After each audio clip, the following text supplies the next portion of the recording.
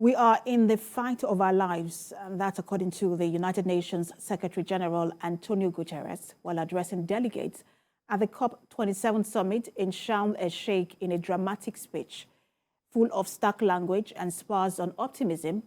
The UN chief says humanity must cooperate or perish. Esther Mokbarela reports. The answer is in our hands. The stern speech from the United Nations chief sends a direct message that delay is dangerous.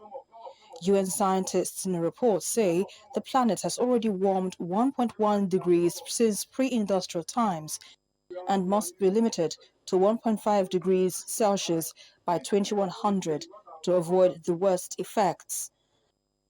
But experts predict carrying on with the current policies would lead to a rise as high as 2.8 degrees Celsius this century. In the meantime, the United Nations says progress on cutting the emissions that cause global warming has been woefully inadequate since COP26 in Glasgow last year. We are on a highway to climate hell. Mr. Guterres described climate change as the defining issue of our age and the central challenge of our century, and called for a climate solidarity pact. How will we answer when baby 8 billion is old enough to ask, what did you do for our world and for our planet when you had the chance? Excellencies, this UN climate conference is a reminder that the answer is in our hands. And the clock is ticking. We are in the fight of our lives and we are losing. Greenhouse gas emissions keep growing. Global temperatures keep rising. And our planet is fast approaching tipping points that will make climate chaos irreversible. We are on a highway to climate hell with our foot still on the accelerator. The war in Ukraine, other conflicts have caused so much bloodshed and violence and had dramatic impacts all over the world. Under the Paris Agreement in 2015, countries agreed to aim to limit the temperature rise to 1.5 degrees. But according to a recent UN assessment, there is no credible pathway in place to stay within that target. Esther Mokbarela, TVC News. Now, for more on the Climate Change Summit, I am now being joined live from Egypt by a climate change activist and also director of programs with, I think, his CAPA as well, Philip Jakpo. Thanks for joining us. Thank you for having me. Now, talk to us, because we know that the conversation basically has always been around commitments to be made and by those who have signed on to the Conference of Parties. What is a general conversation so far at COP27? Okay, thank you very much. I think the commitments that the UN General Secretary was talking about is the commitment made by the global North countries, the rich countries like the United States, China, to actually put about $100 billion a year together, which will, of course, be channeled to developing countries to be able to address climate change. That agreement was in 2009, and this is 2022. Not much has been done to make that happen. Now, the general conversation here is about what we call loss and damage. A lot of countries of the global south, like Nigeria, are already in the throes of climate change. Of course, in Nigeria, you know of the devastating floods, not only in Nigeria, but even across West Africa, mudslides in South Africa, cyclone in Mozambique. These are losses, debts, things that cannot, even money will not be able to address. But then, you know, those monies are needed to be able to do some things, very, very important projects that will make people adapt to climate change and cope with the situation. And we have seen a clear lack of countries of the global north to make this monies available. So it has been back and forth deliberately to ensure that it is business as usual for the fossil fuel industry. To even worsen the situation, like the UN General Secretary mentioned, is the fact that while we are talking about cutting down on emissions, cutting down on fossil fuel projects, which are actually responsible for the climate crisis, with the Ukraine-Russia war, we've seen countries in Europe do a dramatic U-turn and are now looking for gas in Africa. And so it is truly a highway to hell when these projects start contributing to the climate crisis we already have. Mm.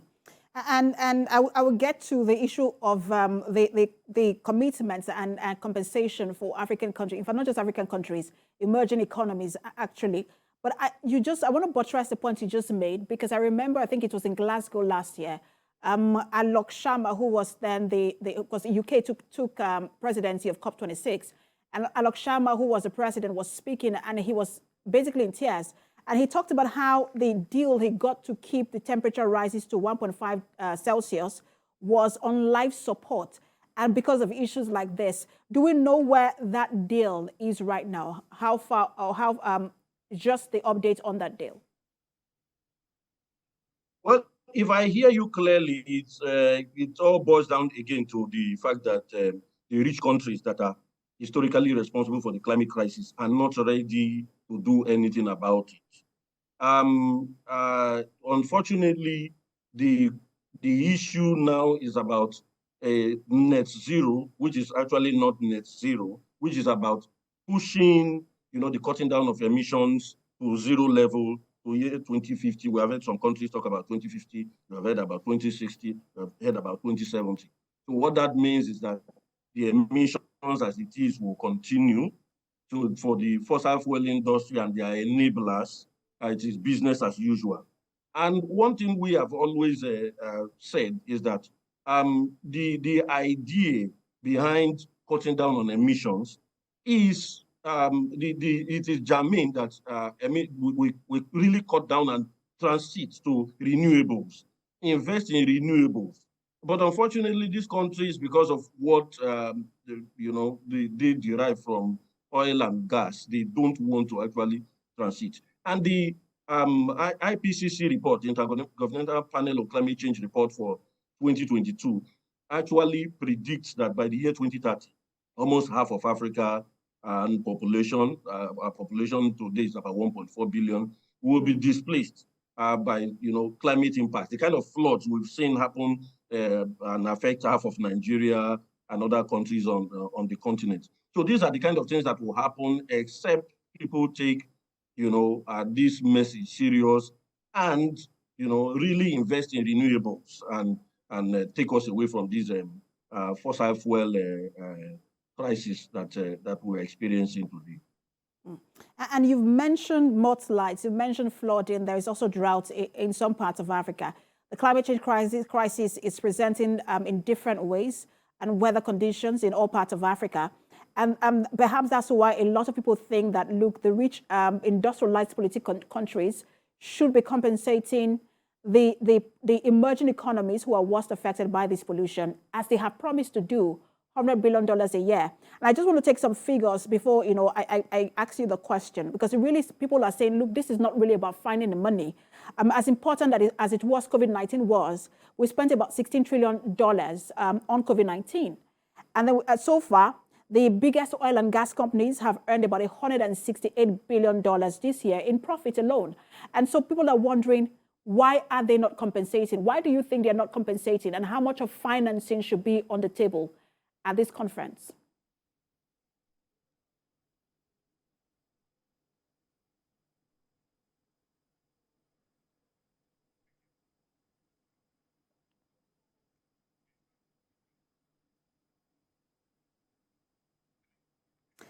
Philip Jack, but did you hear my last question? Looks like there is a network challenge between us. Yeah.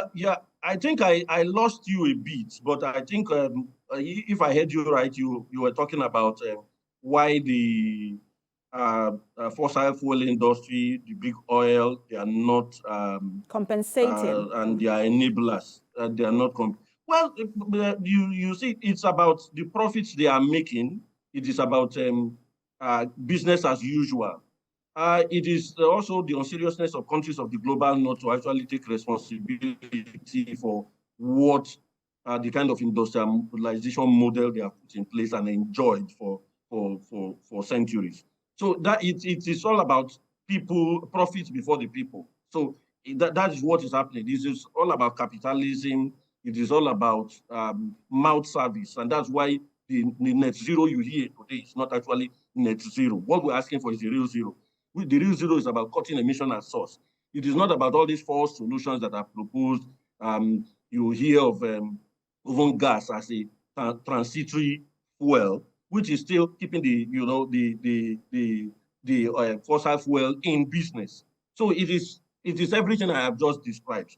What we are demanding and what frontline communities that have suffered and continue to suffer the impacts of climate change are demanding is that, even our governments, African governments that are at the COP, should be making very, very concrete demands. And one of those of loss and damage and ensuring that the climate finance starts happening. $100 billion a year is even, that was 2009. The Africa Group of Negotiators are now proposing $1.3 trillion a year. And I think And that's a lot of optimism when $100 billion have not been paid. But we'll see how that plays out, especially because that's a very important conversation. Thank you so much for talking to us, Philip Jackwell.